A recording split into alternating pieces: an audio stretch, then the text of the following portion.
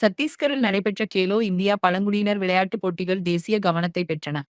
25 மாநிலங்கள் மற்றும் 5 யூனியன் பிரதேசங்களிலிருந்து வீரர்கள் பங்கேற்றனர். இந்த போட்டிகள் விளையாட்டு மற்றும் கலாச்சார திருவிழாவாக அமைந்தன. கிராமப்புற மற்றும் பழங்குடியினர் இளைஞர்கள் தங்களது திறமைகளை வெளிப்படுத்தினர். பல்வேறு விளையாட்டு பிரிவுகளில் கடும் போட்டிகள் நடைபெற்றன.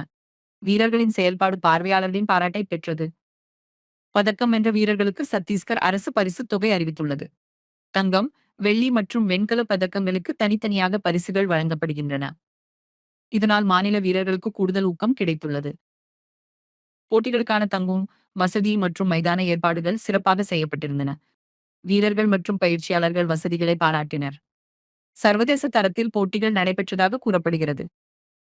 கேலோ இந்தியா திட்டம் மறைந்துள்ள திறமைகளை கண்டறிவதை நோக்கமாக கொண்டுள்ளது.